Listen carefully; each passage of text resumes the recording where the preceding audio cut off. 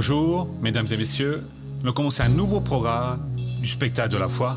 Le spectacle de la foi est une émission qui a l'intention d'apporter la parole de Dieu pour que vous compreniez que le divin a promis pour tous les siècles et l'humanité, faute de connaître, n'a pas profité de ses bienfaits. La bonne nouvelle, qu'il continue disponible pour nous. Dans la parole d'aujourd'hui, nous allons parler de la persévérance sur une finalité que Dieu vous donne. Et très souvent, la personne commence bien, mais une chose l'attire vers la gauche, une chose l'attire vers la droite, et la personne perd l'objectif qu'elle a dans la vie. Nous allons voir l'histoire d'un homme qui a reçu une mission de Dieu appelée Néhémie. Cet homme devait faire quelque chose, rebâtir une grande ville. Il y est allé avec cet objectif. Contre cet objectif, ils ont essayé de l'empêcher de toutes les façons, avec des obstacles, avec des menaces, avec plein de choses. Peut-être que votre vie est paralysée, menacée par une peur ou par une bonne nouvelle que vous avez reçue il y a peu de temps du médecin. Qu'est-ce que vous devez faire? Ne perdez pas l'objectif, votre vision de la parole de Dieu. Avec la parole de Dieu, vous pouvez faire la différence. Avec la parole de Dieu, vous allez pouvoir continuer sur votre chemin et maîtriser tout ce que l'on vous raconte à votre droite, à votre gauche, dans votre dos. Regardez seulement devant vous, seulement. Regardez seulement vers le Seigneur Jésus-Christ. Indépendamment de votre croyance, je ne suis pas ici pour prêcher une religion, je vais prêcher ce que Dieu a envoyé par le biais de Jésus, ce qu'il a fait et ce qui est adapté pour nous et qui aujourd'hui fonctionne dans notre vie au nom de Christ. Ok? Bien. Tout de suite après, pour le cas très sérieux d'une personne qui a été libérée d'un très grave problème. Ensuite, à la fin du programme, comment tout ça, parce que maintenant, R. Suarez vient avec la parole de la foi. Nous allons applaudir avec beaucoup de joie notre commandant. Nous sommes ici au nom de Jésus pour une réunion pleine de bénédictions. Nous allons être en contact avec la parole de Dieu. Et quand nous sommes en contact avec la parole de Dieu, nous sommes reliés à la puissance qui a créé le ciel et la terre et qui peut passer dans votre vie et dans la vie de toutes les personnes et en une fraction de seconde faire une grande opération, vous libérant complètement. Nous allons maintenant à la première lettre aux Corinthiens au chapitre 16, le verset 13, pour que nous terminions cette étude. Nous la terminons pour le moment parce que Dieu peut avoir ou que l'on ait quelque chose de plus à dire et quand le Seigneur dirige, nous devons le faire. Ici, il est écrit la phrase suivante. « Veuillez, tenez-vous dans la foi, comportez-vous en homme et soyez forts. » Nous avons déjà vu veiller. Il y a deux directions. Vous veillez d'une façon générale. C'est quoi? Vos droits en Christ, ce que Dieu vous a donné, vous en prenez soin. Mais en plus de ça, il y a deux dangers qui guettent les chrétiens. Le premier, ils sont tentés par les plaisirs de la chair, par le monde matériel, sous ses diverses formes. Cela, c'est une erreur. Nous devons toujours nous incliner vers les choses de Dieu, en ayant comme but le Seigneur Jésus, la volonté du Seigneur. Et pour les autres, que le diable ne parvient pas à jeter de ce côté, alors il les envoie de l'autre côté, vers le fanatisme. Et alors les personnes n'écoutent déjà plus la parole de Dieu. Elles sortent du normal et passent à croire qu'elles sont meilleures que les autres. Elles veulent faire plus et ça n'avance à rien, ça.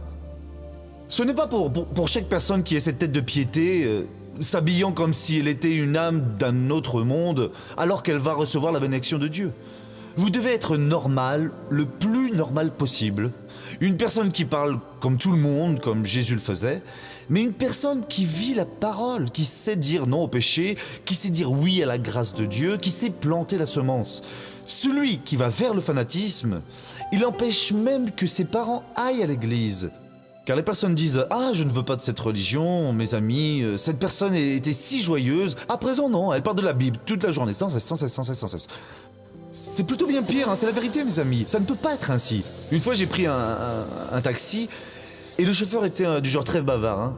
Et lui, qu'est-ce que vous faites dans la vie? Je suis pasteur. Dites, pasteur, qu'est-ce que vous pouvez me conseiller?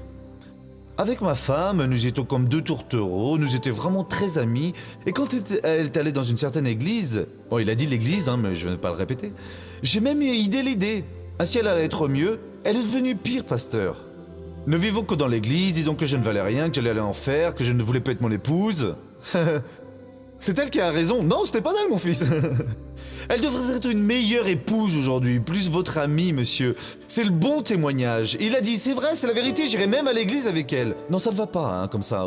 Il faut que vous veilliez. De ce côté, c'est le matérialisme, la chair et d'autres choses pire sales. Et de l'autre, le fanatisme, qui aussi, après la chair, a des choses laides. L'unique chose qui vous maintient bien dans la vie, c'est quand vous respectez la parole de Dieu.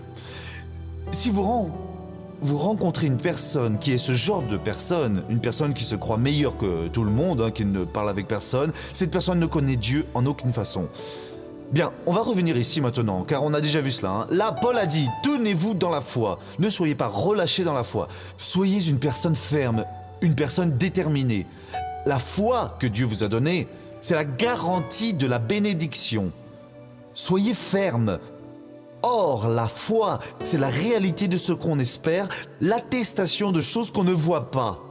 Ensuite, Paul a dit, comportez-vous en homme. Ce qui est de la manière énergique, d'une manière active. Vous n'êtes pas une personne sotte. Vous êtes un guerrier de Dieu, mais ce n'est pas vous qui guerroyez. Mais c'est le Seigneur qui guerroie toutes nos guerres. Vous êtes seulement l'agent qui détermine, qui ordonne les faits de se produire. Si vous n'avez pas ces trois postures, plus la quatrième, que nous allons voir maintenant, vous n'êtes pas obéissant au Saint-Esprit de Dieu. Avant que j'entame la quatrième, c'est dans le psaume numéro 103, le verset 13. Voyez ce que se produit quand vous ne faites pas ce qui vous est ordonné. Je vais revenir sur ça maintenant, juste pour donner un aperçu sur cela, parce que je pense que cela est un message pour certaines personnes.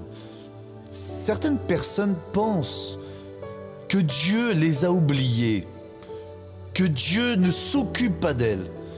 Ces personnes se disent enfants de Dieu et ne savent pas pourquoi elles ne se prospèrent pas, pourquoi elles ne sont pas guéries, pourquoi Dieu ne résout pas leurs problèmes conjugaux, leurs problèmes X.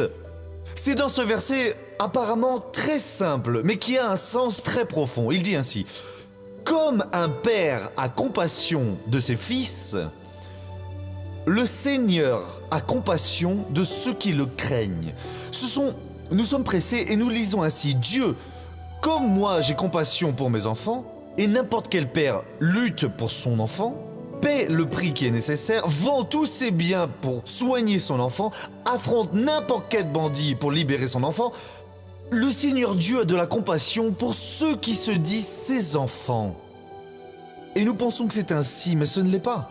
C'est plutôt de ceux qui craignent le Seigneur, qui respectent la parole de Dieu.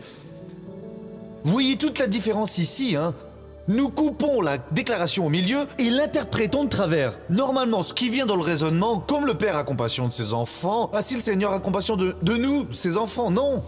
Vous pouvez vous appeler d'enfants de Dieu, mais il a seulement compassion, non pour ceux qui s'intitulent ainsi, mais pour ceux qui le craignent, qui le respectent, pour ceux qui assument ce que la Sainte Bible dit être à eux. Nous revenons ici à présent, la première lettre aux Corinthiens 16. Paul détermine en disant qu'il faut que nous soyons forts. Voyez, il n'a pas dit priez pour que le Seigneur vous fortifie. Attendez, car le Seigneur va vous fortifier, parce que vous êtes ses enfants, et lui va de toute manière vous fortifier. Non, ce n'est pas de toute manière. Nous servons Dieu par la foi, ce sera toujours par la foi. Je suis un prêcheur, mais je dois agir selon les mêmes principes que vous agissez. Je vais être très stupide le jour où je vais cesser d'agir selon les mêmes principes et juste répéter « Dieu, je te sers, le Seigneur doit me guérir ». Il le faut. Mais dès que j'agis selon les principes qu'il a établis pour nous tous, ma position de pasteur ne me place pas avant vous. Nous sommes exactement égaux. Et il est en train de dire que nous devons nous fortifier. Et comment est-ce que nous nous fortifions? En priant. Nous pouvons demander à Dieu de nous fortifier. Mais cela ne va pas venir tout seul. Il nous fortifie à travers la communion que nous avons avec lui. Là, en Jean, au chapitre 16, le verset 22, qui a été une très belle série de messages que j'ai déjà prêché sur pupitre ici, il y a 3 ans de cela, et qui a aidé, 3 ans et demi déjà, et il y a aidé beaucoup de personnes, il y a 4 ans et demi exactement. Je me souviens que c'était plus ou moins en août ou en juillet de l'année 2006. Je vais laisser la première partie qui n'est pas pour cette étude, juste la seconde. Ainsi, vous, maintenant, vous éprouvez de la tristesse. Cela n'est pas pour maintenant, c'est pour une autre étude. Mais je vous reverrai. Votre cœur se réjouira et personne ne vous enlèvera votre joie.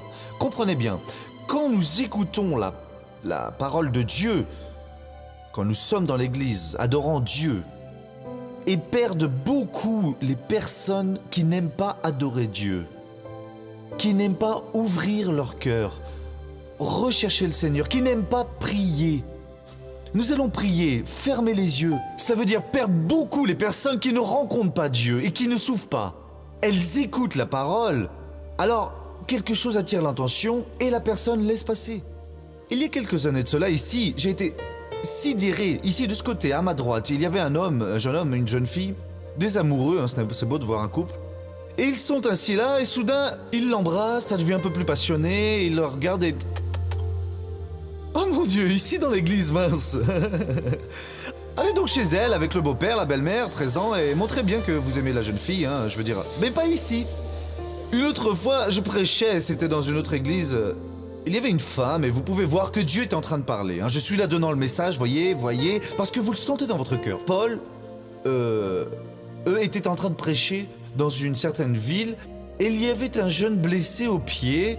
Et Paul a regardé et il a vu qu'il avait la foi pour être guéri. Et Paul a crié, « Mettez-vous debout sur vos pieds » et l'homme a été guéri. Ça veut dire, je suis en train de voir Dieu bénir. Ça semble une tentation de l'enfer. Est arrivée une femme avec un joli petit enfant, elle s'est assise derrière. Et les 2 femmes qui étaient là à écouter, soudain, l'autre l'a vu, a aimé et a oublié le message et s'est mise à jouer avec le petit enfant. Le tirant ici, le tirant là, et le petit enfant riait. J'ai dit, mon Dieu, elle a laissé Jésus pour cet enfant. Qu'elle n'a jamais vu, jamais vu d'enfant avant, cette femme. Et donc la personne perd. Nous avons cette visite de Dieu qui apporte de la joie à notre cœur, parce qu'il y a de la joie de l'homme et il y a la joie de Dieu. Il vient nous dire, mais je vous reverrai, votre cœur se réjouira. Et donc, c'est cette joie-là qui est nécessaire. Je vais expliquer pourquoi est-ce que cette joie est nécessaire. Et cette joie, personne ne va vous l'enlever. Nous allons à Néhémie, c'est avant le livre de Job. C'est après les Chroniques. Néhémie au chapitre 8. Les Chroniques, Esdra, et vient Néhémie. Ensuite vient Esther. Le verset 10. Cela ici, c'est une très belle série que Dieu m'a aussi donnée ici, il y a beaucoup de temps de cela. Allez manger des viandes grasses, buvez des liqueurs douces et envoyez des parts à ceux qui n'ont rien de prêt, car ce jour est sacré pour notre Seigneur. Ne vous affligez pas, car la joie du Seigneur est votre force. Et donc, on peut déjà conclure à présent. Nous devons nous fortifier. Comment est-ce que nous nous fortifions ? Il n'y a pas de médicament qui apporte cette force dans notre vie. Elle vient par la joie du Seigneur. La joie du Seigneur, c'est ce qui nous donne la force. Si nous laissons la joie de côté, nous devenons tristes. Nous laissons les problèmes prendre le dessus. Notre force va être petite ou nulle. Pour que notre force existe, nous devons nous remplir de la joie du Seigneur. Comment est-ce que nous recevons la joie du Seigneur ? Mais je vous reverrai, votre cœur se réjouira et personne ne vous enlèvera votre joie. Et qu'est-ce que Dieu vient nous enseigner aujourd'hui ? Une chose sérieuse. Vous voulez être une personne forte spirituellement, permettez que le Saint-Esprit ait un contact avec vous. Le contact se fait par la parole, de la prédication, comme maintenant. Ce que vous entendez, ceci c'est un contact. L'autre contact qui complète celui-ci, c'est quand vous êtes en communion avec Dieu, en adorant, en louant Dieu, en priant, et vient alors cette inspiration, mon frère, à ce moment vous grandissez. À ce moment précis, la joie de Dieu envahit votre cœur. C'est Jésus vous visitant. C'est cela le signal, et vous le savez déjà. Car si vous vous livrez vraiment, viens donc Jésus et je te veux, et viens à cet instant, il ouvre votre compréhension, et ce qui semblait impossible, c'est en une seule parole, dans une détermination, que ça se passe, et Dieu confirme sa parole. La joie du Seigneur est votre force. Quand Jésus rend visite, votre cœur se réjouit, il vous donne la joie de Dieu. Celle de l'homme, vous la recevez de diverses manières, mais elle vient, elle va, elle ne vaut rien. Elle sert juste à ce moment-là, elle est momentanée, elle ne produit pas de changement, celle de Dieu produit.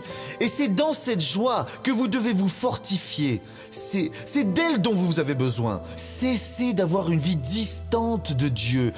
Une vie qui recherche le Seigneur, juste quand la douleur est forte, quand le problème semble insoluble, quand il n'y a pas d'issue. Cherchez à avoir la communion avec votre Créateur. Vous avez autant droit à cette communion que moi, comme n'importe quelle personne qui appartient à Dieu. Si vous cherchez, Dieu va vous donner. Et quand nous allons prions, Dieu, je ne sais pas prier, mais le Seigneur m'enseigne. Je vois tellement de personnes qui prient bien, mais aussi je veux prier, je veux te sentir. Nous allons louer Dieu, louons Dieu. À présent, vous êtes de Dieu, vous vivez juste pour Dieu, vous chantez pour Dieu, vous recherchez Dieu. Et va venir cette émotion, mon frère. Vous allez être une personne forte. Quand viendra le problème, je vais être fort. Au nom de Jésus, va-t'en ailleurs au nom du Christ. À l'instant, le miracle se produit. Missionnaire, le jeune de Madrid a dit, priez pour mon cousin, pour l'amour de Dieu. Un beau jeune homme, il va devenir aveugle et le docteur a dit que s'il l'opère, il va perdre la vue, s'il n'opère pas, il va la perdre aussi, à cause d'une tumeur qu'il a derrière l'œil. D'accord mon frère, vous avez entendu la parole, on a prié.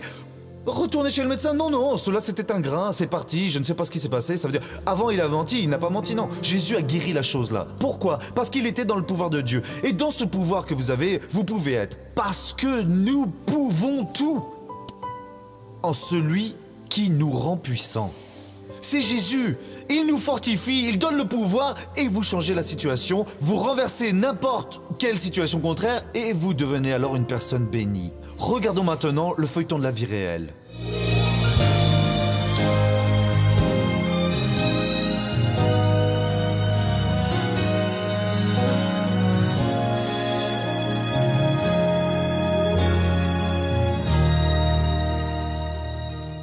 Il y a 20 ans de ça, j'ai acheté cet immeuble et on a fait un contrat. C'était un contrat sous seing privé. On a commencé les paiements. Et quand on finit les mensualités, on a recherché le contrat. Mais le contrat avait complètement disparu. Et alors, j'ai cherché par tous les moyens à mettre la main dessus. Mais malgré tous mes efforts, je n'ai pas réussi. Pendant 2 ans, elle recherche le contrat et n'obtient pas de résultat. Ça m'ennuyait beaucoup, parce que les gens m'appelaient comme ça. La propriétaire. Mais je disais, mon Dieu, je suis propriétaire de quoi? Je ne suis pas encore propriétaire, parce que je n'ai pas l'écriture en main. Et donc, je voulais être propriétaire, et je voulais que Dieu arrange cela pour moi. En novembre 2006, le missionnaire R.R. Soares visite la ville d'Osasco et Fatima participe à la campagne pour être propriétaire. Dieu a parlé avec moi. Dieu a utilisé le missionnaire pour me dire « Les portes sont grandes ouvertes, profitez-en. Profitez-en, les portes sont ouvertes. » Alors j'ai dit « Mon Dieu, le Seigneur est en train de me parler. » Alors tout a fonctionné. Il n'y a plus rien qui va nous en empêcher, tout est déjà réglé. Et c'est dans les bureaux de la préfecture de la ville d'Osasco que Fatima, confiante dans la parole de Dieu, a déposé sa demande de régularisation de l'acte notarié de l'immeuble. Je suis allée à la préfecture et il y avait un notaire là-bas. Alors, je lui ai raconté mon histoire. Je lui ai dit, j'arrive de l'église.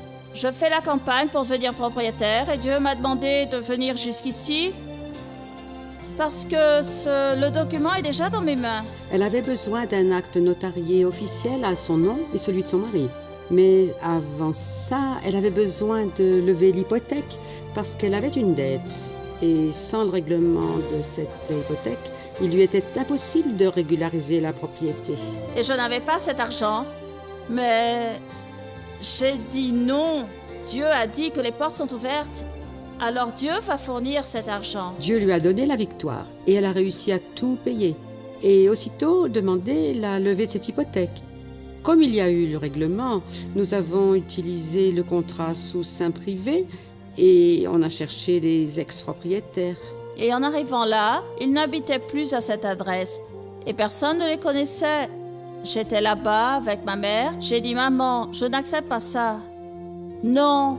Et la parole est venue, les portes sont ouvertes. Et puis là, j'ai discuté avec une voisine qui m'a donné le numéro de téléphone des cousins, des ex-propriétaires. Et c'est Dieu qui nous a conduits vers ces personnes. C'est lui seul et le chemin s'est ouvert. Fatima rencontre les anciens propriétaires de l'immeuble. Ils ont alors concédé les pouvoirs pour vendre à son nom et à son mari. Il y a des cas qui sont plus complexes, des cas où, parce qu'il n'y a pas de document officiel, ça donne un peu plus de travail. Dans son cas, elle, non. Probablement, grâce à l'intervention du Seigneur Jésus, elle a été beaucoup aidée par le Saint-Esprit, vraiment, parce qu'elle a pu pratiquer sa foi. Et c'est pour ça qu'elle a obtenu la victoire. Quand j'ai vu mon nom écrit et celui de mon mari, j'en étais très émue. J'ai crié gloire à Dieu, j'ai dit Jésus. Seul le Seigneur peut faire ça, parce que le Seigneur savait le jour et l'heure exacte où j'allais recevoir ce document. Elle est arrivée heureuse à l'église. Elle nous a raconté le miracle que Dieu a fait dans sa vie. Et c'est une grande bénédiction. Toute l'église s'en est émue et a pris possession de la parole. Je lui disais toujours, à toute l'église aussi, déterminez votre affaire, soyez ferme et la lumière brillera sur votre chemin. Ne laissez rien prendre. La bénédiction, elle est restée ferme et elle est devenue propriétaire. Ah, que c'est beau, mes amis! Vous qui nous regardez et qui êtes sur le mauvais chemin, qui êtes vraiment dans l'erreur, cela peut changer. Il faut juste vouloir, car Jésus transforme, Jésus modifie. Aujourd'hui, c'est le jour de prendre position. Vous pouvez croire que Dieu va faire de vous une nouvelle personne. Cessez d'être soumis aux pieds de l'ennemi. C'est lui qui doit rester sous vos pieds. Vous êtes nés pour être la tête et non les bras, être une bénédiction, avoir du succès dans la vie. Oh, gloire à Dieu pour cela. Que Dieu soit loué.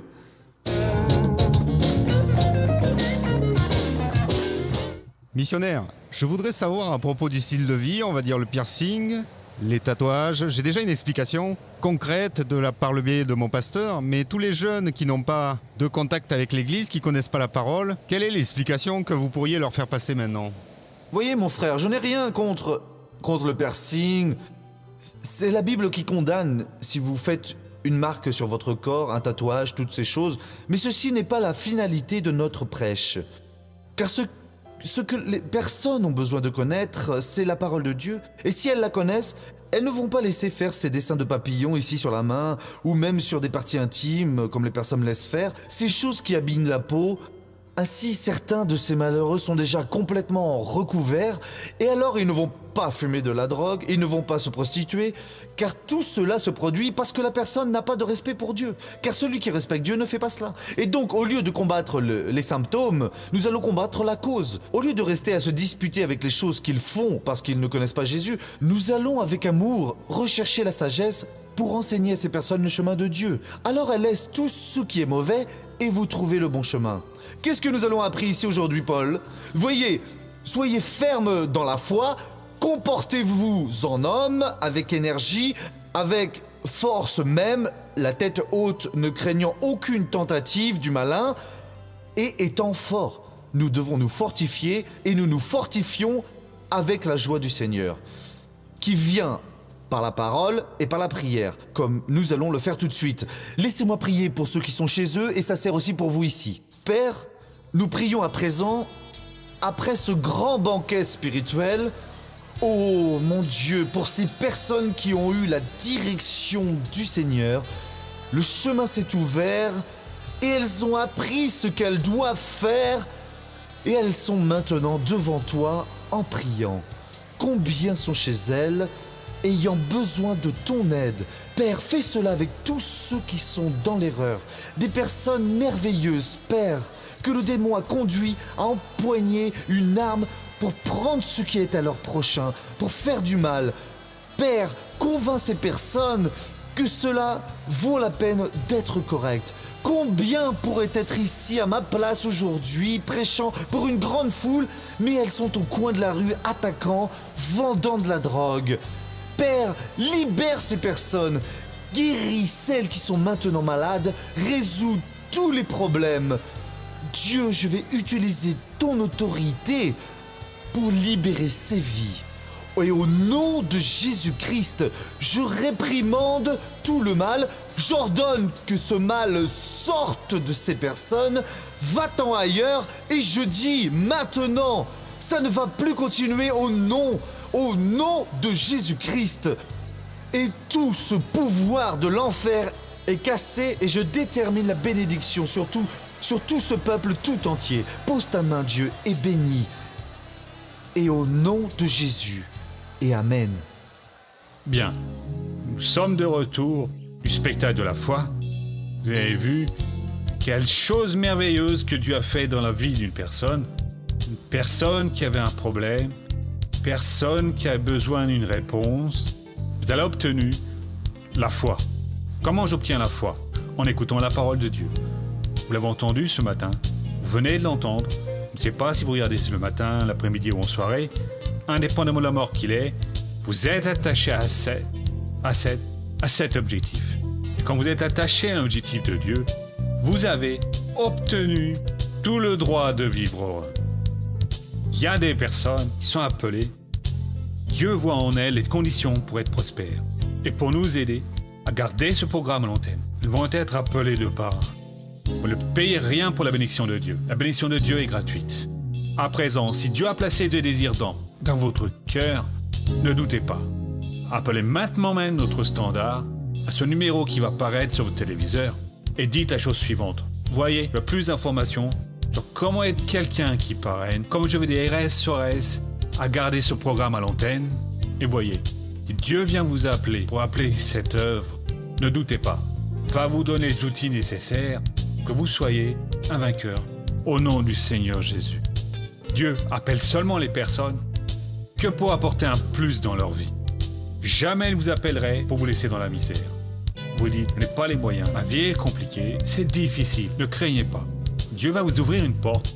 Vous allez réussir à faire une belle affaire.